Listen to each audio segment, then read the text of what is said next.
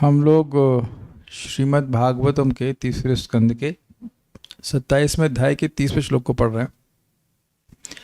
पिछले श्लोक में आपने समझा था कि जब किस प्रकार से भगवान के भक्त को अपने स्वरूप की सिद्धि मिल जाती है, लेकिन स्वरूप की सिद्धि मिलने से पहले कुछ क्रम है। नारद जी इस क्रम को प्रथम स्कंद में बताए। व्यासदेव जी को देखिए, भगवान की भक्ति करके सबसे पहले उनको भगवान का ज्ञान प्राप्त हुआ, फिर भगवान के ऐश्वर्यों में से कुछ ऐश्वर्य उनको प्राप्त हुए, अर्थात सिद्धियां प्राप्त हुई, और फिर भगवान के प्रति भाव यानी प्रेम प्राप्त हुआ। अब देखिए, ये होगा ही, भक्त के पास सिद्धियां आ ही जाती हैं, लेकिन जब सिद्धियों से आकर्षित नहीं होता है तब भगवान का प्रेम मिलेगा। आप लोग चाहें तो 11वें स्कंद में देख सकते हैं। 11वें स्कंद में एक चैप्टर है,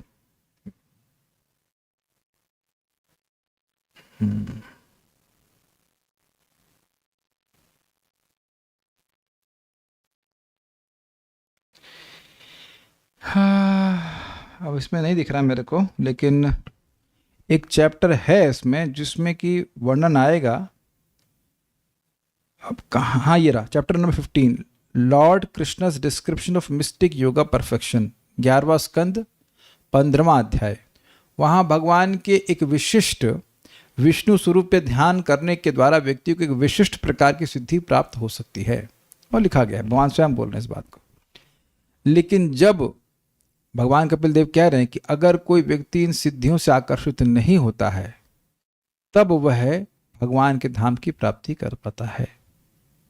तो अब लोग परेशान हो जाएंगे, अभी तक तो इतने सारे बैरियर, तब अभी कोई एक और फैक्टर आ गया। हाँ जी, कि भगवान की भक्ति कर रहे हैं लेकिन सिद्धियां मिलना शुरू हो गई और सिद्धियों में फंस गया, सिद्धियों के ही लालच में रह गया, तो अभी भगवान का प्रेम डिले हो जाएगा।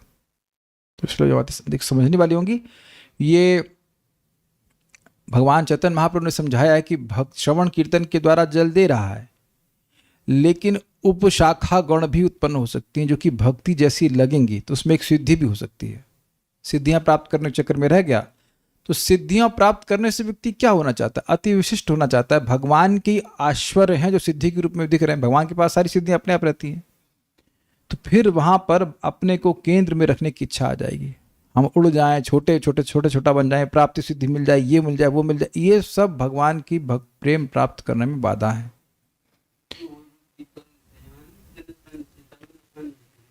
तो व्यक्ति को भगवान की भक्ति अगर प्राप्त करनी है और सिद्धि मिले भी तब भी ध्यान नहीं देना चाहिए, स्वीकार नहीं करना चाहिए। ये बात यहाँ पे बहुत अच्छी बात है, और बहुत सारी बातें हैं, बहुत अच्छी बातें हैं। श्लोक छोटा सा लग रहा है लेकिन बहुत सारी बातें इसमें है, मेरे पीछे बोलिएगा।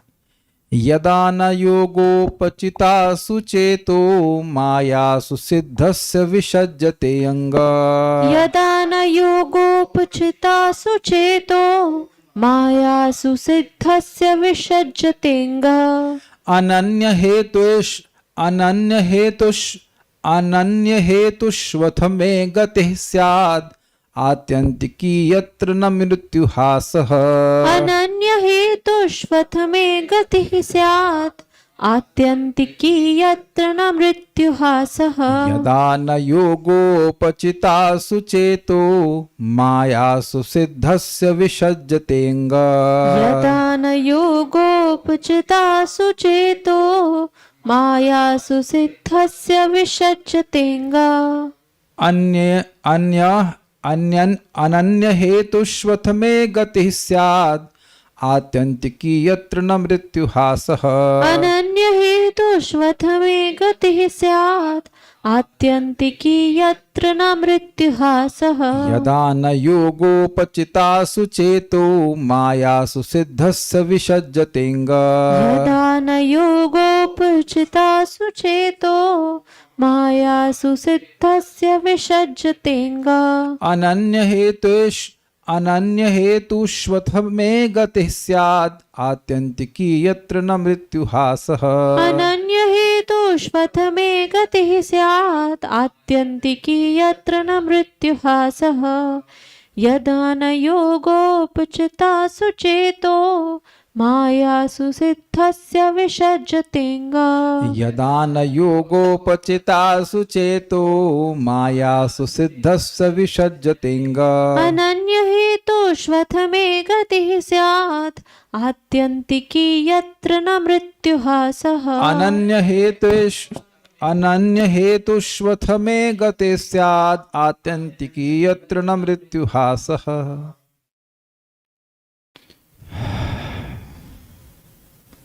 जब सिद्ध योगी का ध्यान योग शक्ति की गौण वस्तुओं की ओर जो बहिरंगा शक्ति के प्राकट्य हैं आकृष्ट नहीं होता, तब मेरी ओर उसकी प्रगति असीमित होती है। हाँ, मतलब असीमित स्पीड से भगवान की तरफ जाता है और इस तरह से मृत्यु कभी भी परास्त नहीं कर सकती। अंग ये प्रेम संबोधन है, आत्मीयता का सूचक है।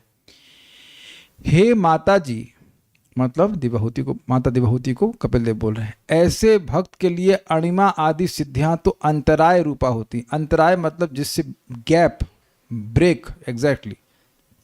अणिमा मतलब छोटे से छोटा हो जाना और आदि मतलब 8 प्रकार की सिद्धियां बोली जाती हैं। वैसे तो शायद 13 प्रकार की भी शायद इसलिए बोल रहा हूँ, उसमें 13 प्रकार के वर्णन है 11वें स्कंद के 15वें अध्याय में। 13 या 9 या मुझे याद नहीं आ रहा, 13 मुझे याद आ रहा है, उससे तो ऊपर नीचे हो थोड़ा बहुत, लेकिन 8 तो है ही।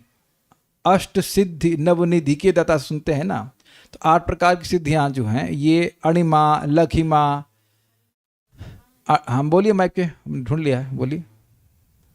अणिमा, महिमा, लघिमा, गरिमा, प्राप्ति, प्राकाम्य, वशिता, ईशित्व, वशित्व, ईशिता, हाँ ऐसे करके काम में वशयिता ऐसे करके है। और इसके अलावा 64 योगिनी, 10 महाविद्या और ठीक है ठीक है ठीक है ठीक है। तो कहने का मतलब है कि मुख्य 8 प्रकार की सिद्धि और बाकी और गौण सिद्धियां भी होती हैं। ये सब कहाँ से उत्पन्न हो रही है? प्रकृति के गुणों से ही उत्पन्न हो रही हैं। इसलिए कि यहाँ पे अंतराय है। भगवान की भक्ति दिव्य है और ये सब सिद्धियां जो है अंतराय रूप है। अंतराय means they bring a gap, time लगा देती हैं बीच में।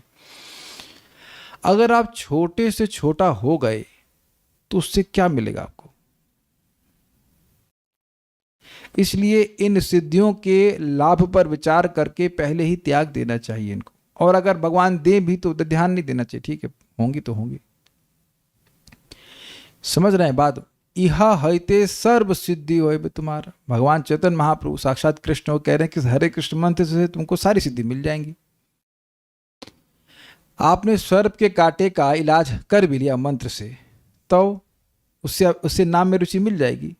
आप विचार कीजिए कि मान लीजिए कि आपके पास सिद्धि है कि आप लोगों की नाभि को सेट कर सकते हैं मंत्र के द्वारा, तो उससे नाम में रुचि मिल जाएगी। तो तुलना करना चाहिए। देखिए एक इंटरेस्टिंग बात यह है कि ये सिद्धियां अपने आप में फल नहीं है।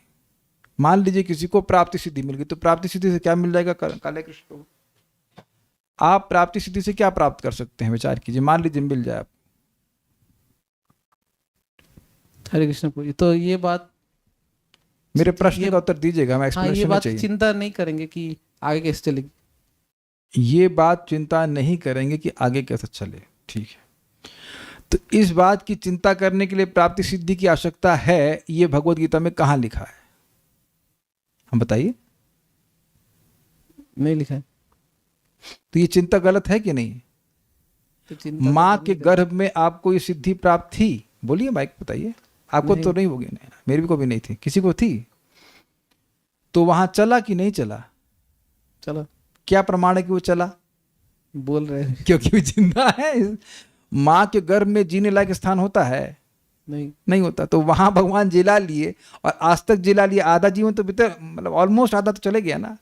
आधा जीवन आप चिंता पता नहीं किए कि नहीं कि हमको पता नहीं, हम तो चिंता कभी नहीं किए, तब हमारा तो आधा से ऊपर ही हो गया। तो आपका भी चला गया, 30-40% चला गया। राधिका प्रभु आपका तो 60%। तो मस्त चले गए। अब आप बताइए कि प्राप्ति सिद्धि के लिए चिंता कर रहे हैं, है ना, कि प्राप्ति सिद्धि मिल जाए, कुछ भी है तो, लेकिन आप विचार कीजिए कि क्या वो सिद्धि अपने आप में कुछ सिद्धि है? मेरा प्रश्न पे विचार कीजिएगा। क्या प्राप्ति सिद्धि अपने आप में कोई सिद्धि है? परफेक्शन, सिद्धि मतलब perfection. Has it made you perfect? अगर मेरे पास प्राप्ति सिद्धि है, मैं जो चाहूं मुझे प्राप्त हो जाएगा, यानी कि मैं तो इम्परफेक्ट ही रहा, तभी तो मुझे और वस्तुओं की इच्छा है। स्वीकार है आपको? मुझे मेरे पास ऐसी सिद्धि मिल जाए जो जो मैं चाहूं मुझे मिल जाए, यानी चाहत तो बची रही ना किसी और चीज को प्राप्त करने की। तो सिद्धि ने आपको परफेक्शन कहाँ दिया? सिद्धि का एक अर्थ परफेक्शन भी तो होता है। लेकिन भगवान का प्रेम मिल जाएगा तब क्या आपको इच्छा रहेगी? क्या प्राप्त करना चाहेंगे? जरा ही बता दीजिए आप। तब तो नहीं करना चाहिए। तब तो नहीं करना चाहेंगे। क्यों? क्योंकि भगवान का प्रेम प्राप्त करने से जीव अपने आप सुखी हो जाएगा। ये समझने का प्रयास कीजिए। और यही चीज अब प्राप्ति के लिए समझाया। ऐसे अणिमा लघिमा, अब बड़े से बड़े हो गए तो क्या होगा? ऐसे तो असुर भी बड़े से बड़े हो जाते हैं। क्या नाम था उसका? हिडम्बा का बेटा था ना, क्या था? घटोत्कच। वो कितना बड़ा हो जाता था। तो बड़ा हो जाने से क्या हुआ बताइए? बड़े हुए तो क्या हुआ? जैसे पेड़ खजूर किसी काम के नहीं। बड़े होने से क्या फायदा होगा? आप विचार कीजिए। देखिए, आप सब्जी मार्केट जाते हो तो हर वस्तु के कॉस्ट एंड वैल्यू रेशियो को देखते हो। इसका गुण क्या है, इसका क्या मुझे इसको लेके आना चाहिए कि नहीं लेके आना चाहिए, है कि नहीं? तो अगर भक्ति कर रहे हैं और भक्ति करके सिद्धि मिल रही है तो सिद्धि से फायदा क्या होगा? देखिए, जीव का परम पुरुषार्थ क्या है? उसे सुख मिलना चाहिए। तो क्या प्राप्ति सिद्धि से सुख मिल जाएगा? जिस बात में आप सोच रहे हो वो है अभय। तो अभय तो सत्व की संशुद्धि से मिलेगा। इस जगत में ऐसे लोग हैं जिनके पास ऑलमोस्ट प्राप्ति सिद्धि है। वो खाली फोन करेंगे और सब कुछ आ जाता है, कुछ नहीं उन्हें करना पड़ता, पैसे भी नहीं कमाने पड़ते, फिर भी उनके मन से भय नहीं गया है। तो बेसिकली आप अभय चाहते हो और अभय को आप सोच रहे हो प्राप्ति सिद्धि से मिल जाएगा। नहीं नहीं, अभय सत्व संशुद्धि, भगवान बोल रहे हैं अभय की प्राप्ति होती सत्व की सम्यक शुद्धि से। तो अगर कोई व्यक्ति इस प्रकार की सिद्धि चाह रहा है, उसका सत्व शुद्ध नहीं हुआ है। इसमें भगवान कहाँ है बताइए? प्राप्ति सिद्धि में या और अन्य किसी वस्तु में? आप कहेंगे अरे भगवान के लिए फूल हम जो है यहीं बैठे बैठे ले आते। देखिए, जब आप मेहनत करके जा रहे हैं बाजार में या कहीं पे लेके आ रहे हैं तो उसको माना जाएगा ना क्या भक्ति कर रहे हैं? यहीं बैठे बैठे में फूल अर्पण कर देता तो कौन सा माना जाता? वो विशेष नहीं माना जाता। तो विचार कीजिएगा कि ये सिद्धियां अपने आप में आपको कोई पूर्णता नहीं दिखला के दी। चलिए मान लीजिए आपको सिद्धि मिल गई, प्राप्ति मिल गई, अब आप जो चाहते हो मिल जाएगा। कृष्ण नहीं मिलेंगे। प्राप्ति सिद्धि का मतलब ये नहीं कि आप कृष्ण को चाहेंगे तो कृष्ण भी आ जाएंगे, वो तो भगवत प्रेम से आएंगे। अब यानी कि कृष्ण को छोड़कर सारी वस्तु मिल सकती है भौतिक, तो करेंगे क्या आप बताइए? हाँ बोलिए। उसको तो गोल थोड़ी ना है कर रहे। अरे तो यही तो बात हो रही है यहाँ पर। आप भगवान की भक्ति कर रहे हो और मिल गई छोटी सी टुच्ची सी सिद्धि, तो वो सिद्धि अगर ले ली तो भगवान नहीं मिलेंगे। यही तो बात बोल रहे हैं यहाँ पर। इसीलिए तो कह रहे हैं अंतराया। आप सिंपल सी बात है, आपको पैसे दिए गए 100 रुपया, आप जाके कुछ फल लेके आना, फल ना, मुख्य फल ना ला करके कुछ और चीजों में पैसा खर्च कर दिया तो वो नहीं मिलेगी ना। सिद्धि का पर्यायवाची बताएंगे ताकि और अच्छे से समझ में आए। देखिए, सिद्धि का अर्थ होता है परफेक्शन। अब ये परफेक्शन अलग अलग प्रकार के होते हैं। वास्तविक सिद्धि क्या है? हृदय की शुद्धि और भगवान का प्रेम उसमें जागृत हो जाए। लेकिन ये जो अन्य सिद्धियां हैं वो आप मिस्टिकल परफेक्शन कह जाते हैं इनको। मतलब परफेक्ट हो गए, जो चाहेंगे वो मिल जाएगा। बैठे बैठे अफगानिस्तान का आप क्या कहते हैं वहां से मिलता है, अनार ले आएंगे। तो अनार तो यहाँ भी मिलता ही है अफगानिस्तान का, अगर इम्पोर्ट होकर क्या जाता है, उसमें कौन बड़ा सुख मिल जा रहा है? वो इम्पोर्ट होकर के आया या आप अपने सिद्धि से लेके आ गए, इसमें क्या फर्क पड़ता है? तो ये अंतराय रूपा है, समझ में आ रहा है? मतलब इनके पीछे लग गया उसका मन, तो अब भगवान की प्राप्ति, भक्ति की प्राप्ति नहीं हो पाएगी, उसमें देरी हो जाएगी। उसको समझ में आना पड़ेगा कि अरे ये तो व्यर्थ की चीज है। ठीक है, फिर कह रहे हैं योग उपचितासु, योग से समृद्ध हुई, पुष्ट हुई। ये इंटरेस्टिंग है, आप फिर अगर हो सके तो पढ़िएगा 11वां स्कंद का 15वां अध्याय। भगवान पर ध्यान करने के द्वारा भगवान के अन्य अन्य विष्णु स्वरूप हैं और उन एक विष्णु स्वरूप पे ध्यान करने से एक विशेष प्रकार का परफेक्शन प्राप्त होता है। तो भगवान पर ध्यान कर रहा है लेकिन भक्ति प्राप्त करने के लिए नहीं, ये सिद्धि प्राप्त करने के लिए। अनिरुद्ध जी पे करने से ये होता है, प्रद्युम्न पे करने से ये होता है, हमको याद नहीं डिटेल में, आप पढ़ लीजिएगा उसमें आप। तो योग उपचित दासु का मतलब है कि योग के द्वारा समृद्ध हुई, कोई भौतिक तरह से आप नहीं प्राप्त कर सकते हो। जैसे ये जूम भी एक प्रकार की सिद्धि है कि नहीं? परफेक्शन मिस्टिकल जादू जैसा है ना कि यहाँ बैठा हुआ मैं सबको एक साथ क्लास दे रहा हूँ, लेकिन ये योग के द्वारा नहीं हुई है। ये जो परफेक्शन है, कह लीजिए जादू है एक प्रकार का, बैठे बैठे हर जगह क्लास दे रहे हैं, ये योग के द्वारा नहीं हो रहा है, ये टेक्नोलॉजी के द्वारा हो रहा है। लेकिन अगर मान लीजिए ऐसी मैं सिद्धि प्राप्त करता कि यहाँ बैठा हूँ और सब जगह जहाँ पे भी क्लास हो मैं किसी को दे सकता हूँ, तो वो योग के द्वारा हुआ। जैसे कि संजय को मिली थी सिद्धि व्यासदेव जी से कि वो महल में बैठे हुए हैं, लेकिन महाभारत के युद्ध में जो हो रहा है वहां से लाइव प्रसारण वो कर पा रहे हैं। तो उम्मीद है कि बात आप समझ पा रहे हैं। तो वहां पे योग की शक्ति से ऐसा हो रहा था। योग समझ लेना चाहिए कि इंद्रियों को भगवान की सेवा में लगा रहा है, उससे ये अगर उसके हृदय में सिद्धि प्राप्त करने की इच्छा है तो वह भी उसको प्राप्त हो जाएंगी। तो वो इंद्रियों को भगवान की सेवा में लगाने से समृद्ध हुई है, वो प्राप्त हुई, इसलिए कह रहे हैं योग उपचितासु। फिर कह रहे हैं अनन्य हेतुषु, जिसका कोई और अन्य कारण नहीं है उसे कहेंगे अनन्य हेतुषु। जिनका योग के अलावा कोई अन्य कारण नहीं है, जिन सिद्धियों का योग साधना के अलावा और कोई कारण नहीं है, उन वो है, ये विशेषण है सिद्धियों का। मतलब ये सिद्धियां आपको टेक्नोलॉजी के माध्यम से नहीं प्राप्त हो सकती हैं, ये सिद्धियां आपको केवल और केवल योग के अभ्यास के द्वारा ही प्राप्त हो सकती है। ठीक है। फिर कह रहे हैं मायासु, माया की भोग्य वस्तु में, मतलब ये जितनी तीन जो विशेषण हैं ये सिद्धियों की हैं। योग उपचितासु मतलब योग से प्राप्त, अनन्य हेतुषु मतलब योग के अलावा और किसी हेतु से प्राप्त नहीं हो सकती है, और मायासु अर्थात प्रकृति के गुणों के ही उत्पादन है, ये दिव्य नहीं है। समझ में आ गई बात? तीन विशेषण है इन वस्तुओं में, इन सिद्धियों में। यदा सिद्धस्य, जब योग में निष्पन्न भक्त का, जो भक्त योग भक्त में यानी भक्ति में सिद्ध हो रहा है, एक्सपर्ट हो गया है, उसका चेत निश्चित न विसज्जते, नहीं फंसता है, आसक्त नहीं होता है, अथ तब उसको आत्यंतिकी, अब इसका अर्थ अनुवाद किया गया है परम पुरुषार्थ रूपा। This is very nice. Shridhar Swami ने आत्यंतिकी की बड़ी सुंदर व्याख्या करी है। अति प्लस अंत प्लस उसी से बन गया आत्यांतिक, जो अंत का अतिक्रमण कर दे। अंत अतिक्रमण समझते हैं आप लोग? लांघना। जैसे जगत में आप देखते हैं कि बाउंड्री होती है कि भाई आपका मकान यहां तक है, इस बाउंड्री के बाहर आप नहीं बना सकते हो, तो लोग अतिक्रमण करते हैं, अपनी बाउंड्री को पार कर देते हैं, फिर उसको अतिक्रमण विभाग आकर के तोड़ता है। ये समझते हैं अतिक्रमण का मतलब? समझ रहे हैं? ये बगल बगल बैठ जाते हैं, फिर राधा क्या नाम है, राधिका प्रभु, ये राधा रमण और राधिका प्रभु, ठीक है, नहीं राधा, हाँ ठीक है, Radhika Prabhu. This is very beautiful. तो अंत का मतलब क्या होता है? लास्ट। और अति अंत, जो अंत का अतिक्रमण कर दे। मतलब देखिए, भगवान का प्रेम जो है उसका अंत कहां होता है? उसका अंत होता ही नहीं, उसमें असीमित प्रेम मिलता है। इसलिए इस भगवत प्रेम रूपी सिद्धि को आत्यंतिकी कहा गया है, जो अंत का अतिक्रमण कर दे। This is, if you can appreciate, this is beautifully explained. कुछ समझ में आया? फिर से समझाऊं? अंत मतलब हाईएस्ट लिमिट, लास्ट लिमिट, उसके आगे कुछ नहीं। लेकिन भगवान का प्रेम अंत का अतिक्रमण कर देता है। भगवान के प्रेम से जो जीव को सुख मिलता है उसका कोई अंत नहीं होता, तो अंत का अतिक्रमण हो गया कि नहीं?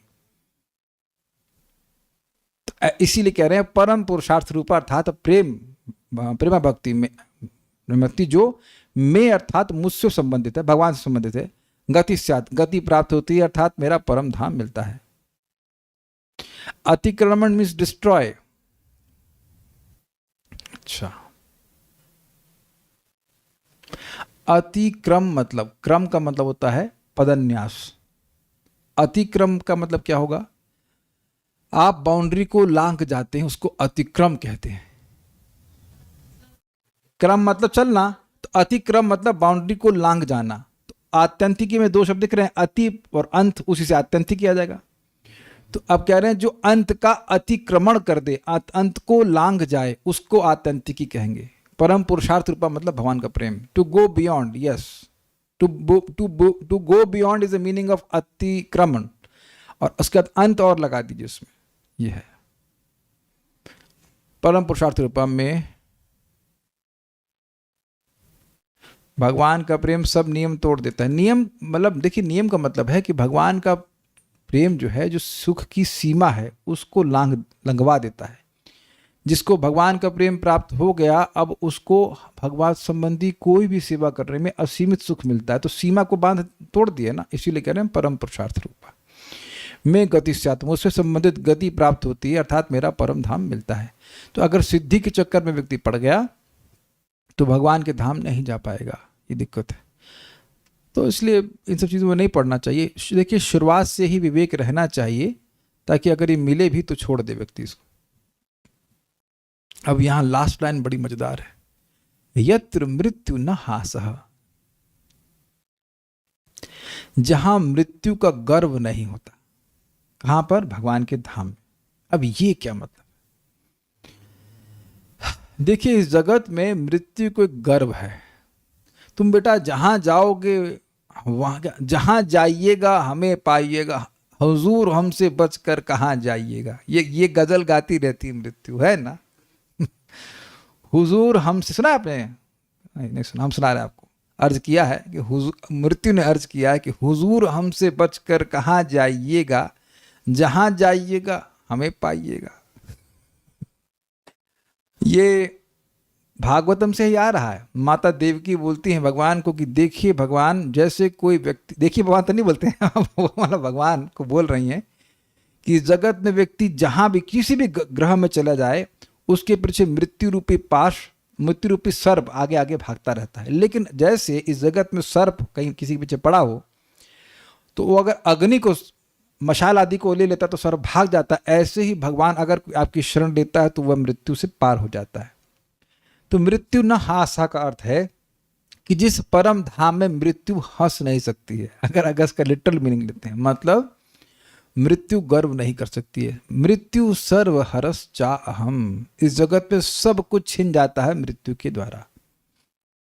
तो अगर सिद्धियां आदि प्राप्त भी हो जाएंगी, फिर भी मृत्यु को तो नहीं पार कर पाएगा, मरना तो पड़ेगा, और मरेगा तो सारी सिद्धियां छीन जाएंगी। एटलीस्ट फिर दूसरे जन्म में मिलने अलग बात है, लेकिन इस जन्म में तो सारी छीन ली गई ना। तो मृत्यु सर्व हरस चाहम, इस जगत में देखा जाता है कि जो कुछ भी हम इकट्ठा कर रहे हैं, मृत्यु सब उसको छीन लेती है और फिर हंसती है। चल तूने बड़ा इकट्ठा किया ना, बड़ा इकट्ठा किया, चल अब मुझसे छीन के दिखा। मैं तो तुमसे छीन रही हूँ, तुम्हारे सामने छीन रही हूँ, तुम्हारे बाप के सामने, तुम्हारी माँ के सामने, तुम्हारे बेटों के सामने, सब कुछ तुम्हारा छीन रही हूँ, अब रोक के दिखाओ। और उसके बाद वो हंसे हा हा हा हा करके। तो एक और भी अर्थ लिखा है कि मृत्यु का हास्यास्पद नहीं बनता। हास्यास्पद का मतलब होता है हंसी का पात्र। वह व्यक्ति भगवान के धाम पहुंच जाता है और मृत्यु की हंसी का पात्र नहीं बनता। अपितु आप चौथा स्कंद में पढ़ेंगे, ध्रुव महाराज जब भगवान के धाम जा रहे थे तो भगवान के धाम से विमान आता है, तो मृत्यु आती है कि नहीं तुम शरीर छोड़ो तब तुम जाओगे पार्षद का देह प्राप्त करके। लेकिन ध्रुव महाराज वही शरीर उनका दिव्य हो जाता है और मृत्यु के सर पर पांव रख करके वह चलते हैं।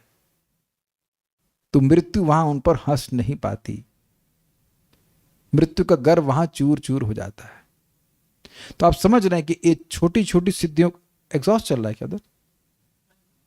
ठीक है, छोटी छोटी सिद्धियों को छोड़ेगा तो कितना बड़ा परफेक्शन व्यक्ति को प्राप्त होगा कि वह मृत्यु का ही अतिक्रमण कर जाएगा। देखिए यही तो बात लोगों को समझनी है, इंडिविजुअली और कलेक्टिवली। चलो कलेक्टिवली भाड़ में जाए, मतलब सब लोग समझने से मतलब नहीं, आपको अपने को समझना है। केवल एक व्यक्ति आप ही हो, बस केवल आपको ही समझना है।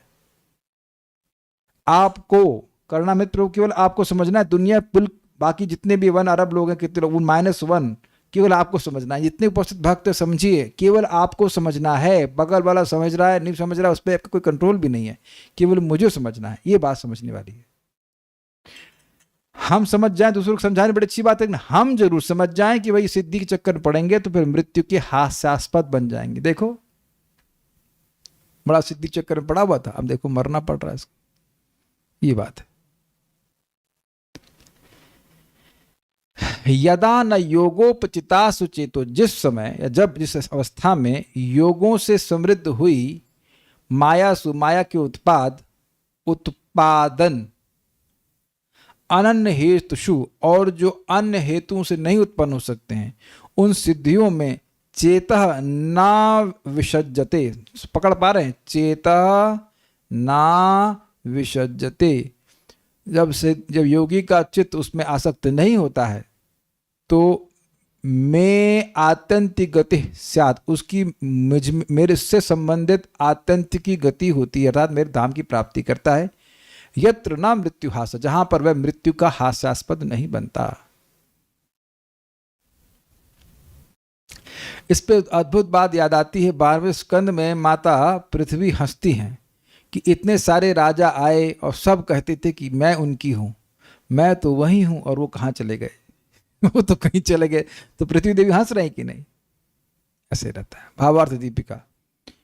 उस समय उस आत्मज्ञ पुरुष के केवल की प्राप्ति में अणिमा आदि सिद्धियां विघ्न स्वरूप होती हैं। उस समय मतलब पिछले श्लोक से लेना चाहिए कि भगवान के धाम जाने के योग्य हो गया है, लेकिन ये सब सिद्धियां आती हैं। इसको बिल्व ठाकुर जी ने कहा है कि अगर मेरा भगवान के प्रति निश्चल भक्ति है तो ये मोक्ष, मुक्ति मुकुलतांजलि, मुकुलितांजलि सेवते अस्मान, मुक्ति मेरे लिए, मूर्तिमान मुक्ति हाथ जोड़कर मेरे से प्रार्थना कर रही कि एक बार सेवा का मौका अवश्य दें।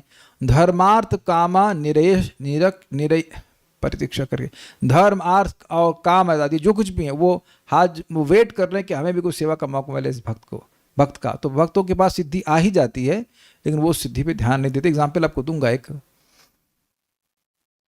रसिकानंद प्रभु को रसिक मुरारी भी कहते हैं। तो वो महान भक्त हैं, भगवान के पार्षद हैं। तो एक बार उनके गांव में एक व्यक्ति, एक योगी आया शेर के ऊपर चढ़ करके। तो यद्यपि भक्तों को सिद्धि दिखाने में कोई इंटरेस्ट नहीं होता है, लेकिन वैष्णव धर्म को स्थापित करने के लिए वो एक सुबह उठकर दीवार में बैठ के दातून वगैरह करते थे। तो दीवार पे बैठे और दीवार चलने लगी। तुम शेर पे चढ़ करके आ रहे हो, तो शेर तो पहले से चल पाता है, खाली तुम उसको वशीभूत कर लिए, लेकिन दीवार तो नहीं चलती है।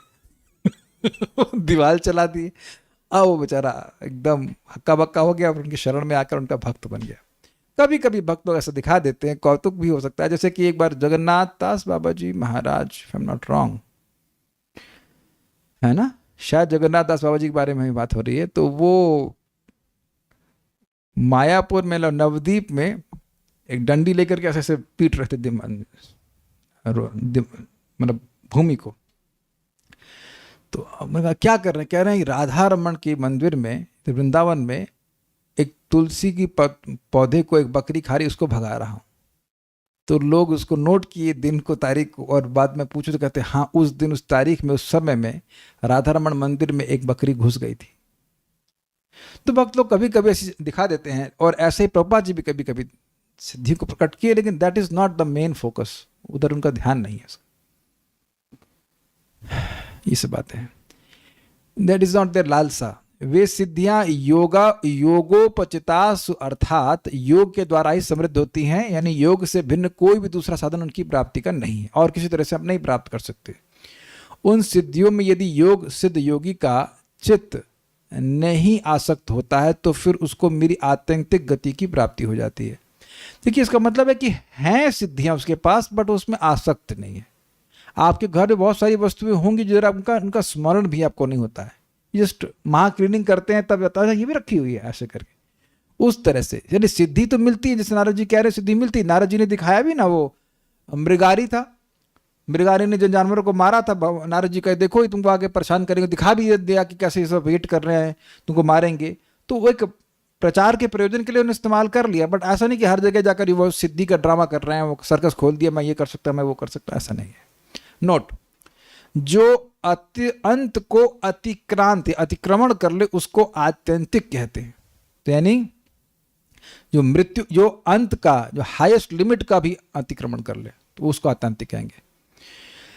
उस गति को प्राप्त कर लेने पर वहां मृत्यु का कुछ भी नहीं चलता है। यदि योगी का मन उन सिद्धियों में ही आसक्त हो जाता है तो मेरे वश में रहने के कारण उसको मृत्यु का हास रूपी गर्व होता ही है। मतलब मेरे वश में रहने का मतलब है भगवान किस रूप में मृत्यु को सबको दे रहे हैं। कालोस्मी लोक शक नहीं, मृत्यु सर्व हरस चाहम उद्भवश्च भविष्यताम, मृत्यु के रूप में मैं सब कुछ हरने वाला हूं। और गीता में कहते हैं कालोस्मी लोक क्षयकृत प्रविद्धु, काल के रूप में सभी लोगों का मैं क्षय कर रहा हूं। तो इस प्रकार से भगवान कंट्रोल कर रहे हैं। तो जो व्यक्ति इस प्रकार से सिद्धियों के चक्कर में पड़ गया उसको फिर मृत्यु का चंगुल में आना पड़ेगा, ये कहते हैं। तात्पर्य, सामान्यतः योगीजन योग शक्ति की गौण वस्तुओं के प्रति आकृष्ट होते रहते हैं क्योंकि वे लघुतर से लघुतम, छोटे से छोटा और दीर्घ से दीर्घतम हो सकते हैं, बड़े से बड़ा।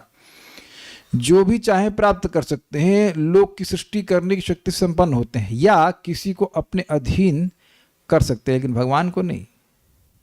जिन योगियों को भक्ति के फल की अपूर्ण जानकारी होती है वे ही इन शक्तियों के प्रति आकृष्ट होते हैं, किंतु ये सारी शक्तियां भौतिक होती हैं। आध्यात्मिक उन्नति से इनका कोई सरोकार नहीं रहता। और आप देखना, अभी एक भक्त मिले थे, तो वो यहाँ कहीं वो स्थान होगा, वहाँ पे बोले कि वो व्यक्ति बड़े सिद्ध हैं, हम उनसे मिलने जा रहे हैं। तो मैंने कुछ बोला नहीं, लेकिन उनसे मैंने को सोच रहा था कि अगर उनसे पूछा जाए कि जीवन का लक्ष्य क्या है, तो क्या ऐसे सिद्ध व्यक्ति बता पाएंगे? वो ये बता सकते हैं कि आपका जॉब कब लगेगा, या आप कितनी लंबी आयु है, सो मेनी थिंग्स। कुछ लोगों को ये नाड़ी देखने की सिद्धि मिल जाती है, इट्स ऑल राइट। लेकिन क्या वह बता सकते हैं कि जीवन का परम लक्ष्य क्या है? तो नहीं बता सकते, और उसके लिए कोई प्रयास, जब उनको पता ही नहीं तो क्या बताएंगे, और प्रयास क्या करेंगे? तो उनका परफेक्शन क्या है? जब उनको पता ही नहीं है, थ्योरी में भी नहीं पता है, तो फिर उसके लिए प्रयास क्या करेंगे? जिस चीज को आपने सुना ही नहीं है, उसके बारे में प्रयास कैसे कर सकते हो? आप नहीं कर सकते ना। कौन है भाई? हाँ,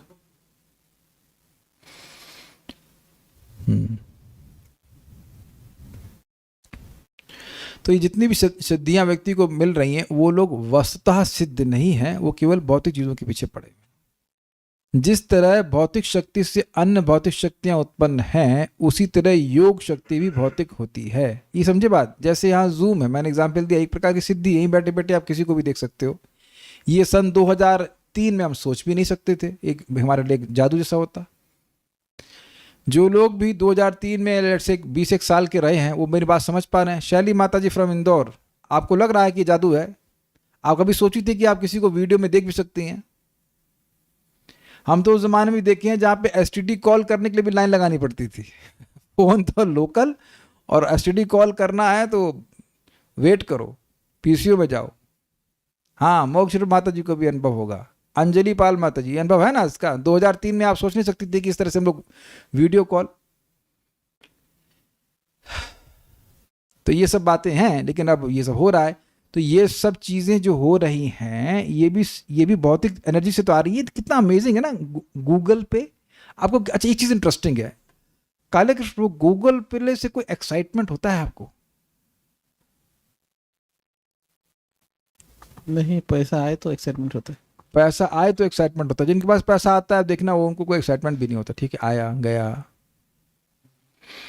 अब आप ये बताइए कि आज से, मतलब 2003 में कितने साल के थे आप?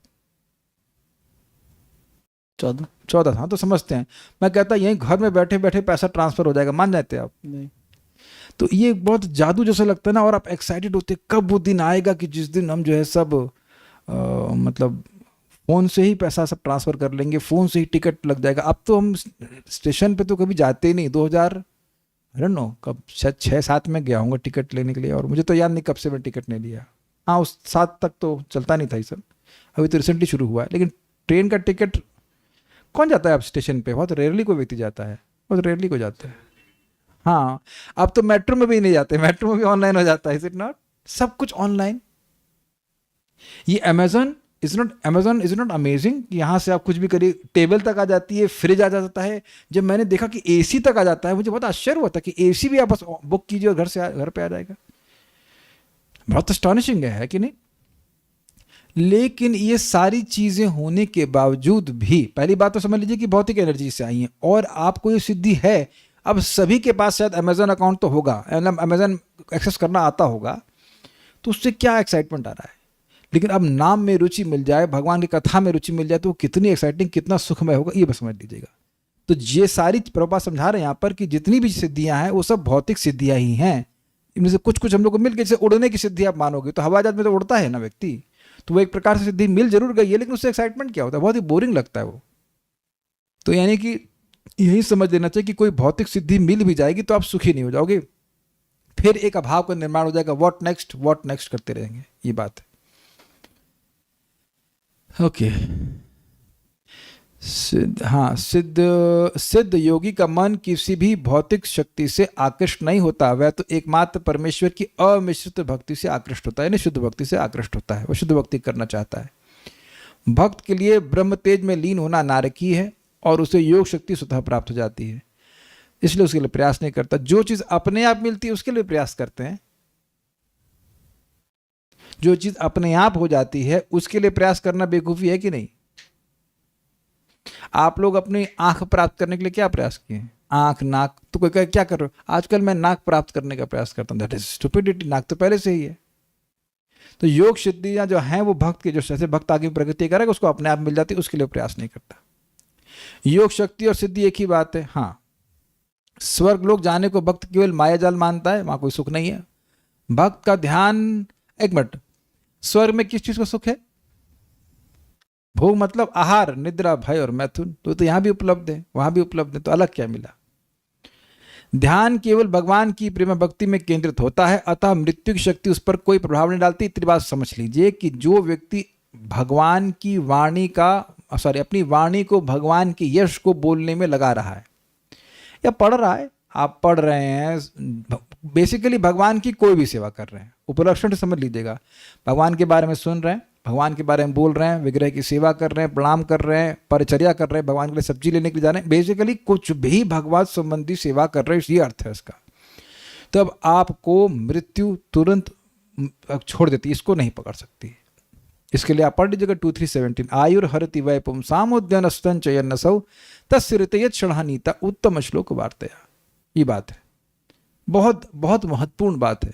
हम बहुत सारे कार्य कर रहे हैं और करते हैं, लेकिन अगर वो भगवत संबंधी नहीं है तो एक भी उस कार्य का ये प्रॉमिस नहीं है कि आप मृत्यु के बाहर चले जाओगे। लेकिन प्रभुपाद नेक्टर ऑफ इंस्ट्रक्शन बिल्कुल स्पष्ट कहते हैं, preacher of Krishna consciousness is always beyond the clutches of death. जो व्यक्ति कृष्ण भावना का प्रचार कर रहा है, अब वो भगवान का नाम बोल रहा है, भगवान की सेवा कर रहा है किसी भी रूप में, तो वाणी को भगवान की सेवा में लगाने मात्र से व्यक्ति मृत्यु से मुक्त हो जाता है। भगवान का नाम जप कर रहा है तो मृत्यु से मुक्त हो जाता है। कितना सुंदर प्रोसीजर है। लेकिन ये सारी सिद्धियां, ये जब अन्य सिद्धियां हैं, वह मृत्यु से मुक्ति को गारंटी नहीं करती हैं। जिसको ये समझ में आया है, जिसको ये बात समझ में आई, कितने लोगों को बात समझ में आई कि वाणी को भगवान में लगाने से आप मुक्त हो जाते हो भगवान मृत्यु से? किसी को समझ में आया है? किसी को, एक व्यक्ति को समझ, ओहो, एक व्यक्ति को समझ में आ गया है। जो लोग हाथ खड़ा कर रहे हैं उनकी शक्लें देख रहा हूं मैं। तो अब जिसको समझ में आ गया है वो सुबह भी दिखना चाहिए जप में। अब हाथ खड़ा करेंगे ना? हाँ, गुड। और जिसको नहीं समझ में आया है वो अब कई जन्म तक नहीं समझ पाएगा फिर, क्योंकि इतना क्लियर समझा दिया, और क्या समझाया जाए बताइए? और कुछ समझाने की अपेक्षा हो तो आज हमारे पास टाइम भी है, आप पूछ लेना कि क्या नहीं समझ में आ रहा है। अभी मैं एक पॉइंट जरूर समझाऊंगा इसमें कि भाई व्यक्ति वाणी को भगवान में लगाने से कैसे भाई मृत्यु से मुक्त हो जाएगा, मैं समझाता हूं आपको। इसको 2317 में चक्रवर्ती पाद ने दान के सिद्धांत से समझाया है। इस जगत में आप कुछ दान करते हो, एकदम अयोग्य व्यक्ति है तो भी वो उतना वापस आएगा, थर्ड क्लास व्यक्ति है तो भी आएगा कि आपने दिया, ये नियम है, 1 दिया 1 आएगा। आधे योग्य ब्राह्मण को देंगे तो डबल आएगा। जो ब्राह्मण आधा क्वालिफाइड है, हाफ क्वालिफाइड है, तो उसको देंगे तो जो नीचे का 2 है आपके ऊपर चला गया। आप इधर से 1 दिया 1 तो उधर 2 चला गया। हाफ क्वालिफाइड है तो 2 डबल आएगा। प्रॉपरली क्वालिफाइड है तो 100 गुना वापस आएगा। फैक्टर चेंज होते जा रहे हैं, देखिए जबरदस्त है, लीनियर नहीं चल रहा है। और वेद पारग ब्राह्मण, जिसने वेद के निष्कर्ष को समझ लिया, उसको दिया तो अनंत वापस आएगा। तो वेदों का कंक्लूजन क्या है? वेदवादिनी। आइए, आपका नाम ही वेदवादिनी है। भगवान की भक्ति। भगवान क्या प्रमाण है आपके? वैसे ही बोल दिया आपने, इस्कॉन की इसलिए बोल रही हैं। वेदैश्च सर्वैर अहम एव वेद्यो, वेदों के द्वारा मैं ही वेद्य हूं। और फिर भगवान को कैसे जानते हैं? भक्त्या माम अभिजानति, भक्ति के द्वारा जानते हैं।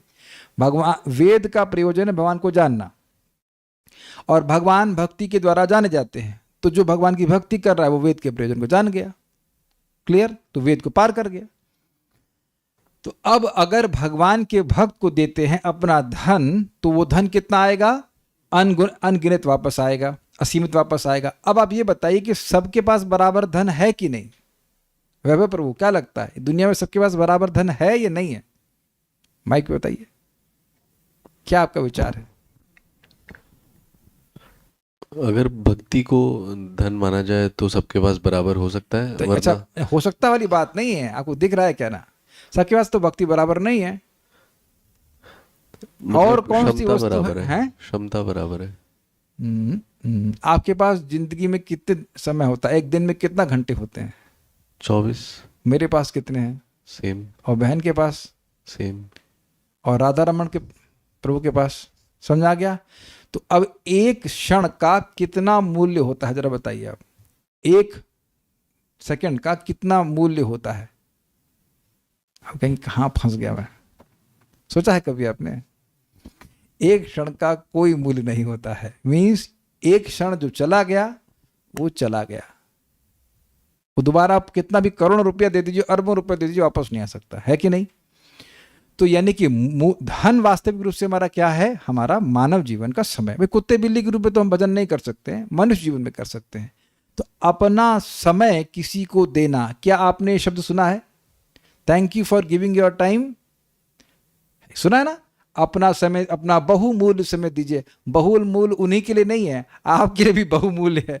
सबका समय मानव जीवन में अति बहुमूल्य ही है, एक्चुअली अमूल्य है, क्योंकि उसका आप कोई पैसा दे करके वापस नहीं ला सकते। तो अपने समय को भगवान के भक्तों को देने का मतलब है उनके संग बैठ करके भगवान के बारे में श्रवण कीर्तन करना। समझ आई बात?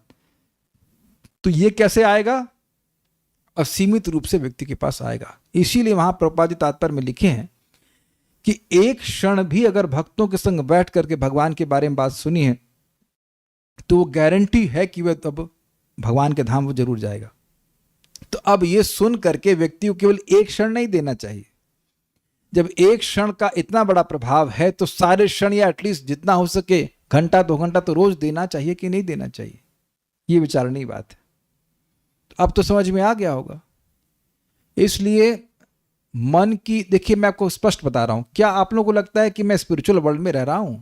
क्या मेरे जीवन में कुछ उथल पुथल नहीं होता है? और I don't try to, but हो ही जाता है, इज इट नॉट? कल मच्छरों ने इतना मेरा खून पिया, जैसे वेट कर, इतना प्रेम करते हैं मेरे से कि वो हाथ अगर मच्छरदानी को टच करके तुरंत पीना शुरू। कहा भी तुम्हारा टेस्ट कराने ले जा रहे हैं कि तुम्हारे इसमें कोलेस्ट्रॉल है कि नहीं, और कुछ है तो हम पी के खत्म करेंगे। घी पिया है तो हमको इतना प्रेम, पूरी रात हम डिस्टर्ब रहे, सो नहीं पाए ठीक से। तो क्या हम सुबह जब में नहीं उठे? और मैं क्या सुपरमैन हूं? देखो मेरे पीछे से कुछ चद्दर उधर नहीं लगी हुई सुपरमैन वाली। आई एम नॉट सुपरमैन। तो ये तो चलेगा ही। आपको जीवन में शरीर में कष्ट, वाणी क्या है, आदि दैविक आदि भौतिक कष्ट रहेगा। कृपया अगर ये बात समझ में आ रही है तो व्यक्ति को बड़ी गंभीरता से भक्ति में लगना चाहिए। Disregarding what your mind and intelligence speaks, no not disregarding, not intelligence, disregarding your mind what you speaks. आज हमारा मन नहीं कर रहा, आज हम दुखी हैं, ये है, तुम कुछ नहीं हो।